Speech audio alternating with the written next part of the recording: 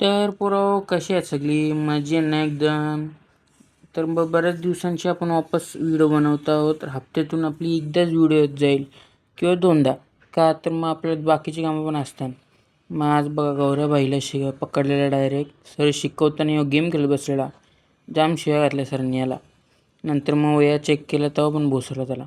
नंतर मग बघा भाजी मार्केटला गेलो तुम्ही, तिथून भाजी घेतली ना आलो वापस हॉटेलवरती मस्तपैकी पनवेल मार्केट याची.